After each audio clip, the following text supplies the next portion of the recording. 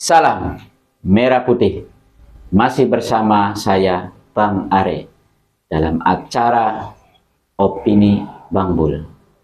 Pada malam hari ini saya mau berbincang-bincang bersama Bang Bul dengan tema menguak tabir rahasia rumah tangga. Bagaimana, Bang? Sapa dulu pemirsa kita, Bang. Ya. Sudah lama kita kemarin off karena banyak kegiatan di luar, jadi kita mulai lagi. Ya, oke. Apa, Bang, yang mau diutarakan tentang rumah tangga ya? Kemelut. Oke, terima kasih pemirsa. Sampai bertemu lagi. Saya di Kopi Bang Bul, kilas opini Bang Bul.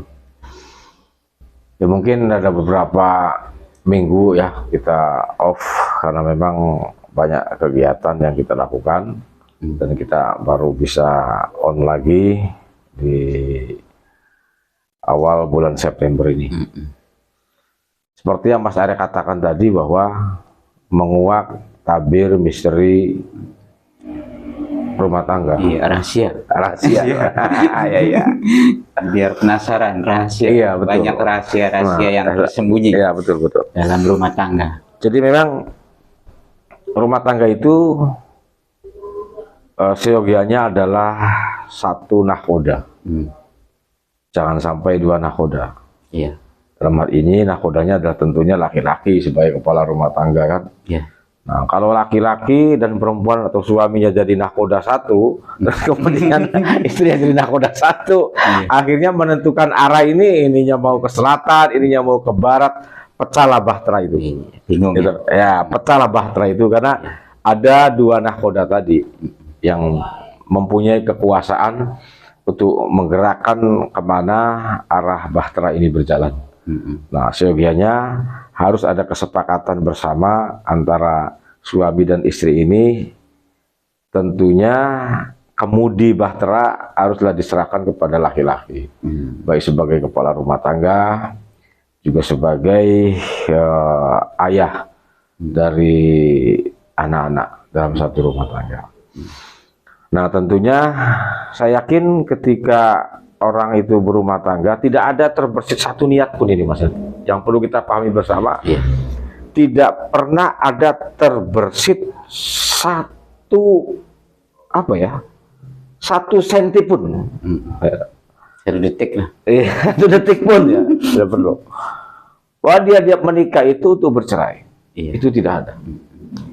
Yang pasti inginnya bernikah itu adalah langgeng, itu abadi, kekal, tidak hanya sekedar sampai kakek nenek saja, bila perlu juga sampai ada kehidupan lagi di akhirat kelak. Harapannya kan seperti itu, karena kita memandang bahwa pernikahan itu adalah satu ibadah yang dilakukan oleh para kaum muslimin ya, umat Islam tentunya. Dan saya yakin di agama lain juga menyatakan hal yang sama, bahwa pernikahan itu adalah ibadah. Saya setuju dengan pendapat Abang. Rumah tangga itu kalau bisa sampai di kehidupan lain setelah di dunia ini kan. Tetapi fakta di luaran sana banyak sekali rumah tangga itu yang putus di tengah jalan. Gimana itu, Bang? Ya itu tadi, berarti ada permasalahan besar dan tidak semua orang tahu dan tidak semua orang memahami, sehingga perpisahan itu adalah satu pilihan yang diambil, tentunya dengan berbagai resiko. Nah, itu mungkin akibat daripada satu kondisi, satu peristiwa yang mana psikologis salah satu pasangan ini tidak menerimakan akan keadaan tersebut. Maka kemudian perpisahan dipilih sebagai jalur alternatif karena terdapat ketidaksesuaian ya, terdapat ketidaksepahaman, terdapat ketidaksepakatan lagi dalam melanjutkan perjalanan bahtera rumah tangga ini. Umumnya tidak ada kecocokan lagi. Ya, tidak ada kecocokan lagi. Walaupun memang cocok dan tidak cocok itu sangat relatif sekali. Cara memandang kita cocok atau sesuai kalau kita berdasarkan pada ego pribadi kita, tentunya sesuai itu menurut versi kita. Ketika pasangan kita tidak sesuai menurut versi kita, terus kita lantas menjudge bahwa pasangan kita sudah tidak sesuai lagi, sudah tidak cocok lagi. Nah, itu juga harus kita bijaksana mensikapi itu. Gitu. Ketika rumah tangga kita melebur jadi satu, ego pribadi itu mesti diturunkan dulu. Gitu. Iya. Sehingga terjadi kesesuaian tadi. Jadi kalau saya bukan masalah ketidakcocokan saja, tapi bagaimana bisa mengendalikan sesuatu hal yang dianggap sesuai menurut pribadi, tetapi juga sama pandangannya sesuai dengan pasangan kita. Nah, itu menemukan titik persamaan itu yang kadang menimbulkan ketidakcocokan tadi. Tidak mudah untuk pada level itu, tidak mudah. Iya. Ya. Maka terkadang perpisahan adalah perceraian adalah salah satu alternatif yang diambil oleh berbagai pasangan yang mengalami satu peristiwa tersebut. Dan saya yakin beratnya satu kondisi belum tentu sama juga dipandang berat oleh pasangan yang lain. Saya rasa itu sangat relatif sekali. Maka Mas Are, nanti next time ini kita akan mengadakan roadshow. Ya, roadshow. Ya, Kira-kira apa nih, Bang? Roadshow-nya? Roadshow. Jadi gini, kita juga akan berbagi kepada apa namanya janda-janda yang janda-janda dalam tanda kutip ya, yang muda apa yang ini nih? Janda-janda dalam arti yang ya situasional saja, Mas Are, karena memang janda ini kan tidak terbatas umur. Pengertian janda itu terhitung sejak vonis perceraian di pengadilan. Itu janda, ya kan? Ya. Sampai dia menemukan kembali pasangannya sehingga ada pernikahan tadi. Jadi pengertian janda itu banyak, meliputi yang tua, yang muda, yang sedang gitu kan. Nah, nanti kita akan roadshow. Ya. Terus juga kita mencoba untuk mengangkat ini menjadi satu isu yang mesti publik tahu, sehingga kemudian dari berbagai patahnya satu bahtera rumah tangga ini juga menjadi satu edukasi kepada pasangan lainnya agar jangan terburu-buru mengambil langkah Bercerai.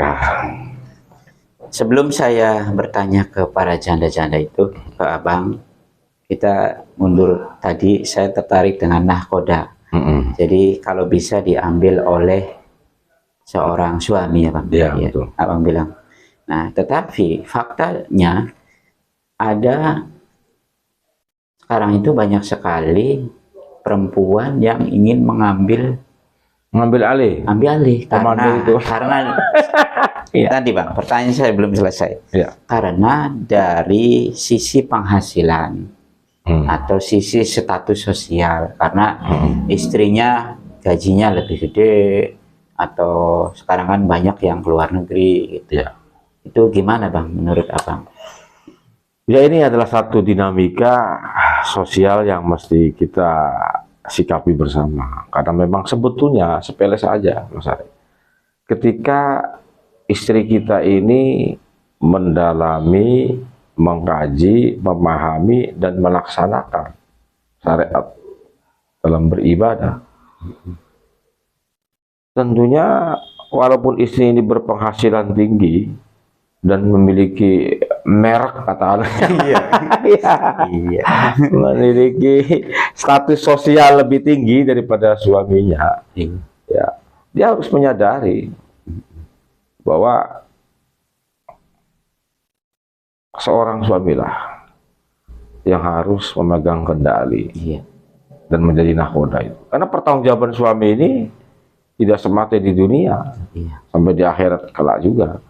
Nah, ini model istri macam begini ini karena dangkalnya pemahaman agama. Itu aja, simple. Tapi kadang-kadang Bang, di lapangan itu ada pihak ketiga yang memang mengompor-ngompori. Kok mau-maunya sih? Padahal kamu kan lebih ini. Ayo, lebih cantik, lebih Iya. tinggi gajinya daripada Iya. suami. Iya. Ya, betul. Jadi jangan-jangan kita dari kacamataan ya, kacamata spiritual, bahwa jangan-jangan ini adalah merupakan bentuk Tuhan menguji. Ketika seorang istri ini memiliki status sosial dan status ekonomi yang lebih tinggi, ini juga merupakan satu ujian bagi seorang suami. Apakah dia mampu eksistensinya menjaga peran dia sebagai nahoda, kan gitu. Nah, terkadang suami yang model begini kadang minder juga, Iya. dapat istri yang lebih sukses dari dia, Iya. kan gitu.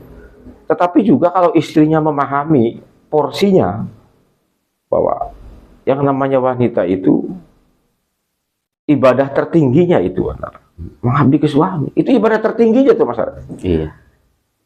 Seorang wanita itu ibadah tertingginya itu bukan puasa, bukan sholat tahajud, ya kan? Tetapi ibadah tertingginya adalah mengabdi kepada suami. Itu. Nah, pengertian mengabdi kepada suami ini kan luas. Artinya bahwa juga mesti menghalau hal-hal yang sifatnya status sosial lebih tinggi, status ekonomi lebih tinggi daripada suami. Nah, ini terpatahkan karena pengertian mengabdi ke suami itu. Oke lah dia mau jadi direktur di perusahaannya, Iya. pada lingkungan perusahaan. Nah, tapi ketika masuk dalam lingkup rumah tangga, dia itu adalah asisten dari nakoda. Ya kan? Nah, walaupun memang susah juga menemukan psikologi seorang istri yang karena lebih sukses daripada suami terus menjadi asisten di rumah tangga. Nah, ini perlu wanita-wanita yang betul-betul soleha tadi. Nah, itu pada ujungnya seperti itu, Re. Iya. Ujung-ujungnya adalah bagaimana seorang istri itu mendudukkan permasalahan posisi dia Iya. dalam kehidupan rumah tangga, tergantung daripada pemahaman dan bagaimana juga keimanan serta kepatuhan tadi terhadap syariat, aturan-aturan dalam agama itu sendiri. Makanya sangat penting ya Bang, memilih seorang istri yang punya dasar agama. Ya, kalau memiliki dasar agama juga mematuhi, ya. Karena kalau sekedar memiliki, saya rasa doktrin bahwa seorang istri mengabdi ke suami itu seorang wanita pada tahu semua rata-ratanya kan gitu. Iya sih. Tapi bagaimana melaksanakan itu? Prakteknya ya. Ya, jadi tidak sekedar memiliki, memahami konsep tentang ibadah tertinggi mengabdi ke suami, tapi juga kemauan untuk melaksanakan pengabdian yang seperti itu. Baik Bang, kita tarik lagi pencari kita ke janda. Ya, saya sangat setuju dengan program Abang ini, peduli dengan para janda, karena kemarin saya menemani Abang di pengadilan agama ya. Itu info yang saya dapat kalau nggak salah sehari sampai 50 Bang. Kalau nggak salah ya. Berarti saya hitung-hitung kalau sehari 50 kali 30 berapa tuh? Banyak ya? Iya, banyak. Banyak. Nah, pas sekali ini kalau programnya ke situ. Nah, pertanyaan saya, nah, apakah janda yang baru cerai, apakah yang sudah berumur, apa gimana gitu? Jadi pada prinsipnya kita fokus kepada janda yang jompo, Mas Arya, ya. Iya. Karena kita nanti berbentuknya santunan ini kan. Iya. Santunan. Namun demikian juga kita tidak menutup kemungkinan pada janda-janda yang baru, kan? Karena ya sepanjang mereka tidak keberatan untuk kita, iya kan? Iya. Untuk kita wawancarai nggak apa-apa. Iya. Itu aja. Karena memang ini juga terkadang para ibu-ibu ini tentunya merasa risih karena kalau hal privasinya masih diungkap di publik ya. Malu kali ya. Iya, jadi sebetulnya ini bukan masalah mengungkap privasi ke publik, bukan. Cuman permasalahan polemik seputar rumah tangga itu apa sih? Iya. Kan gitu. Nah, terus kemudian tentunya para pelaku yang mengalami patahnya rumah tangga ini kan punya pengalaman tersendiri. Nah, sehingga kemudian bisa saja dari diskusi kita nanti menyampaikan pesan-pesan, ya, menyampaikan pesan-pesan terhadap ibu-ibu dan bapak-bapak agar persulit untuk bercerai. Nah, terus karena ada janda, otomatis ada duda dong, Bang. Oh iya, iya udah. Dudanya bagaimana? Kita santuni juga. Kalau duda nggak perlu. Saya rasa tidak perlu ya. Karena kalau duda itu kan laki-laki ya, terus memang produktif ya toh. Ya tapi kalau memang dudanya itu sudah jompo juga ya sah-sah saja kita santuni toh. Kita adakan program itu untuk memberikan santunan itu nggak masalah. Yang penting mereka ini mau untuk kita melakukan diskusi dengan tentunya cara pandang mereka seperti apa ya. Dan konflik rumah tangga itu begitu banyak yang terjadi di tengah masyarakat kita ini. Ya, itu sekelumit saja yang Mas Arya tadi katakan bahwa dari status sosial dan status ekonomi lebih tinggi, salah satu pemicunya kan itu banyak lagi. Nah ini yang perlu kita jadikan ajang diskusi kita nanti saat kita wawancara dengan mereka ini kan gitu, Sobiana. Terus kemudian mereka memberikan pesan-pesan kepada ibu-ibu serta bapak-bapak yang masih utuh rumah tangganya, begitu, agar jangan mengambil dan memilih alternatif perceraian. Itu masalahnya. Karena kalau menikah itu ibadah, maka menurut saya pernikahan itu adalah ibadah yang mendapatkan kenikmatan dunia dan akhirat. Ya kan? Ya. Jadi kalau kita menyadari bersama bahwa pernikahan itu adalah ibadah, paradigma kita nih kan, pernikahan itu adalah ibadah nih. Ya sudah, hanya ibadah menikah yang dapat merasakan kenikmatan di dunia dan akhirat. Surga dunia dapat, surga di akhirat juga dapat. Kenapa? Ada bobot ibadah di situ. Itu masalahnya. Ya saya sangat setuju. Tadi saya udah bilang, dan nanti kan kita akan tahu mengapa sampai memilih jalan perceraian lah. Betul. Yang menurut saya sangat tidak enak lah kalau jadi janda atau jadi duda. Ya betul. Mungkin Mas Arya merasakan jadi duda barangkali.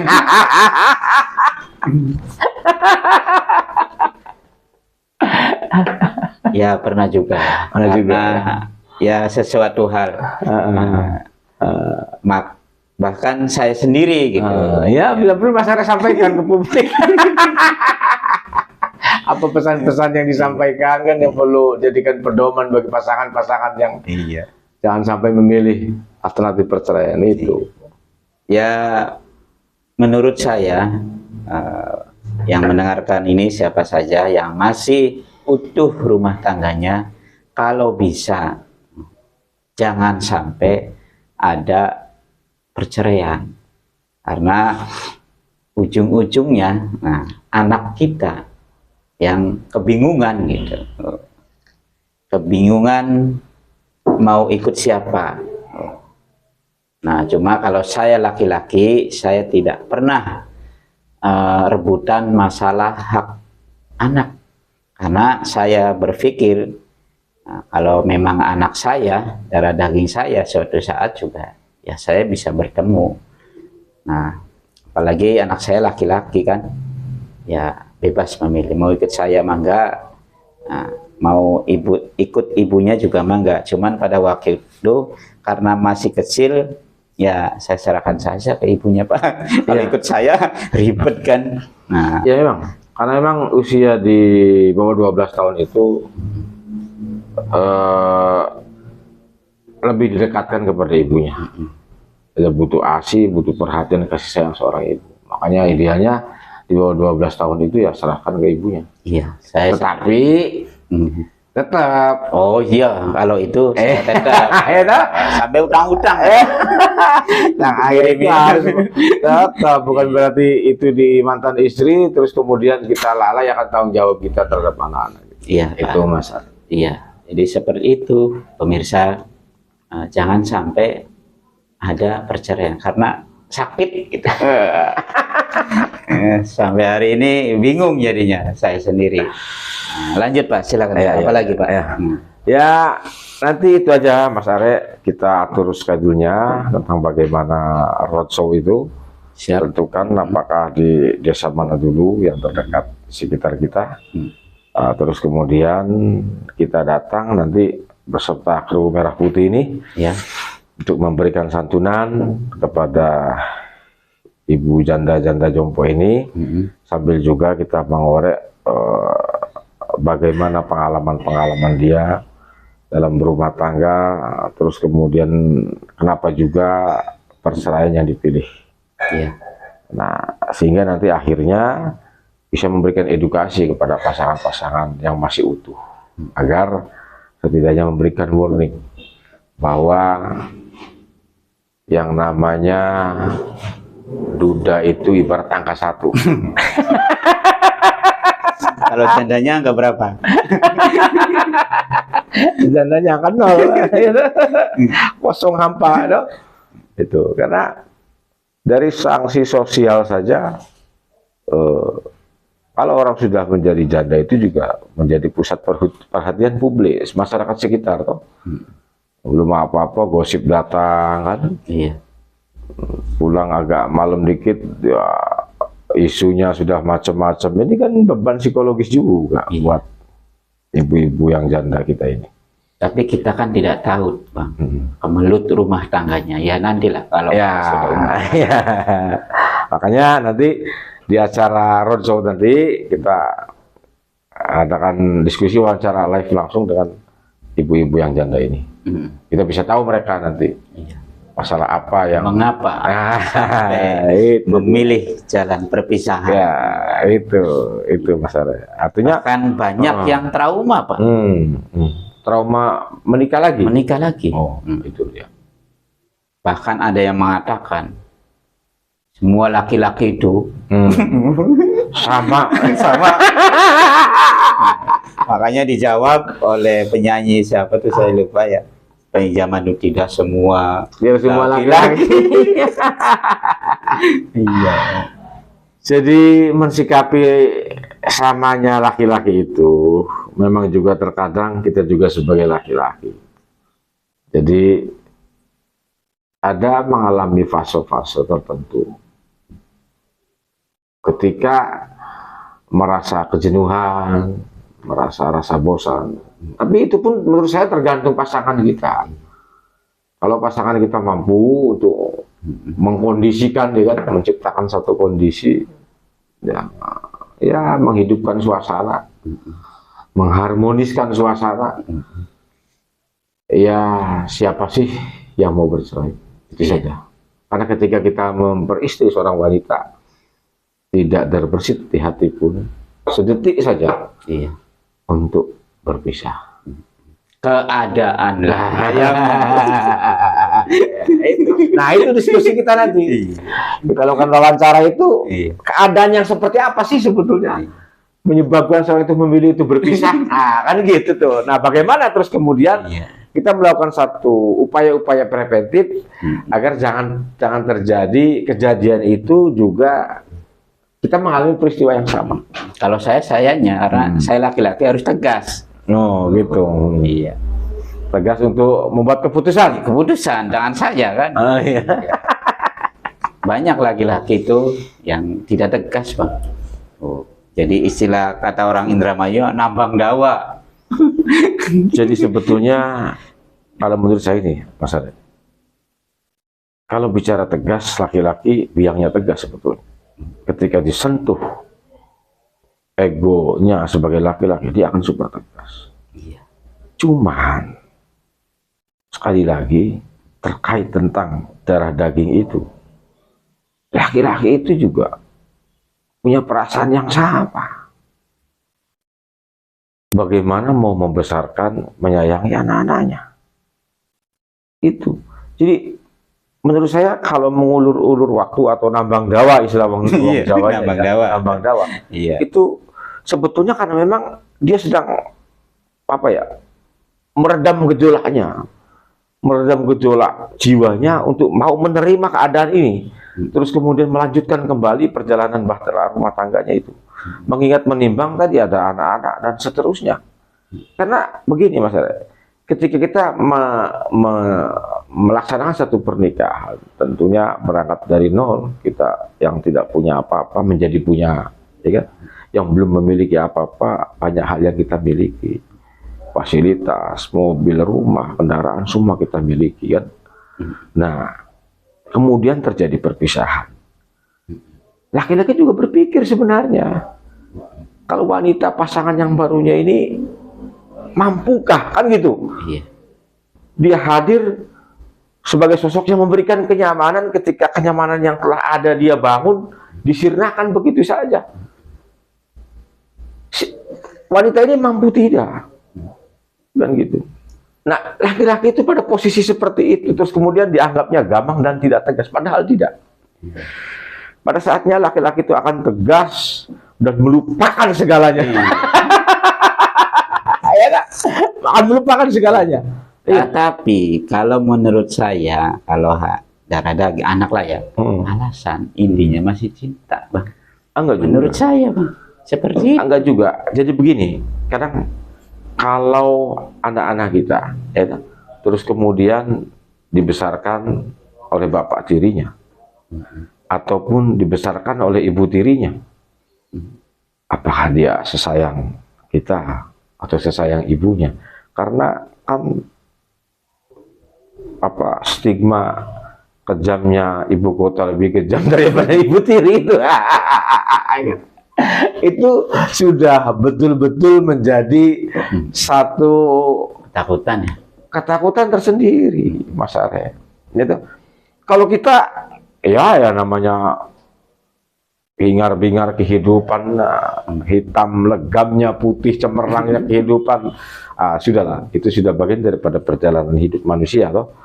Cuman ketika kita dihadapkan kepada anak-anak kita, darah daging kita yang masih kecil-kecil, terus apakah nanti bapak tirinya ini, kan gitu, Iya. apakah juga nanti istri yang baru ini sebagai ibu tirinya baik, ya itu dia, itu kemudian menjadi satu problem. Ya. Dan terkesan laki-laki ini gamang, padahal tidak sama sekali. Ketika semuanya sudah terkondisikan, artinya ini dengan anak-anak kita kondisikan, kita ciptakan kenyamanan terhadap anak-anak. Artinya perpisahan ini tidak berpengaruh terhadap psikologis anak-anak. Oke, start, bubar, selesai itu. Itu untuk laki-laki. Laki-laki. Karena setahu saya, memang tidak semua ya. Nah, laki-laki ketika mau berpisah, sudah ada persiapan lagi, Pak. Kalau wanita mah nggak tahu sih. Ya sebetulnya perpisahan itu, retaknya rumah tangga itu karena hadirnya pihak ketiga. Bisa jadi pihak ketiga ini adalah perempuan baru yang lebih cantik, lebih muda. Itu sudah biasa lah. Iya. Dalam kehidupan rumah tangga, ya kan? Kalau perempuan saya nggak tahu. Iya, ya cuman kan juga kemudian kadang laki-laki ini apakah hanya sekedar ingin menikmati saja? Kan gitu. Iya. Terhadap wanita yang lebih muda ini, ataukah ingin melanjutkan juga menjalin bahtera rumah tangga yang baik? Kita kan tidak tahu. Iya.